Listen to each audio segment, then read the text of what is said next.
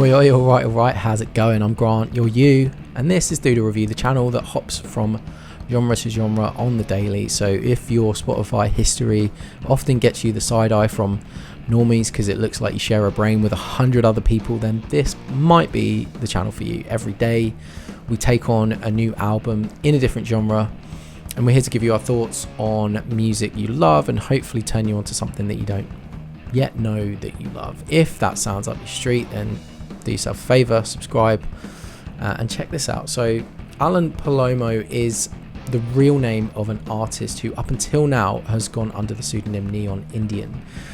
Over the course of their career from the kind of late 2000s until the mid 2010s, Neon Indian were credited with being part of defining the hypnagogic pop and chillwave movements.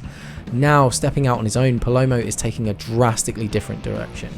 World of Hassle throws it back to a period where yacht rock fused with Prince and Rick James electro-funk synths to deliver a very smooth, sophisticated pop sensibility within a quirky 80s paradigm.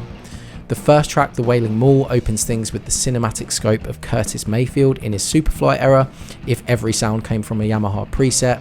The track features a gritty spoken word vocal with the humour and surrealism that to me recalled Tom Waits' circa Swordfish trombones. However, upon reading up on this record, Palomo actually cited another enigmatic and deep voice songwriter as his key influence, and that would be Leonard Cohen. Wherever the influences originate though, it's clear that kicking things off in this manner is a statement of intent. Palomo is leaning into a character, one that delivers humour and the cockiness of a yacht rock star, but with a wink, nod and tongue firmly planted in cheek.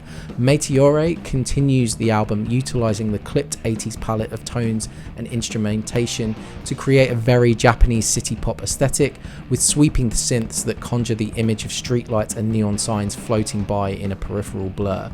This track also introduces us to a character we'll become very acquainted with over the course of the album, the t-shirt, blazer and sunglass wearing sax player. While that sax is likely delivered through a retro sampler, this is absolutely the image summoned every time the instrument walks into frame on this album. While the vacuous production sound certainly underlines the sequenced electronic feel, there is no lack of swing or groove here, and the same can be said for pretty much every track here. La Madrileña follows next with a very cool opening synth riff, our first real earworm of a chorus and perfectly short and sharp funk plucked guitars. It's on this track too that Palomo's voice offers an almost George Michael quality at points. Nudista Mundial 89 doubles down on that catchy chorus, and this time is aided with lots of Mac DeMarco ad-libs, clearly absolutely relishing the opportunity to ham it up in this position as a MC or radio host or whatever he's doing. This golden 3-track pop run concludes with the return of Mickey Milan, and while the production potentially gets a little too crowded at points, I really like the arrangement here, where the song drops to a halftime beat towards the end.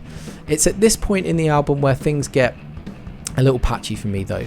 Stay at Home DJ has a suitably sharp and punchy mix, but feels like it runs out of steam a little, with the everyone's a DJ hook failing to really resolve to anything. Equally, Clubline has some great lyrics, but as a track just feels like more of a canvas to hang parts on, like the various sax and synth solos. By the time we get to Is There Nightlife After Death, I start to find the sax a little overbearing, and on Big Night of Heartache, Palomo's full embrace of the camp overdone affectation starts to feel a bit too much like a piss take that it kind of takes me out of things.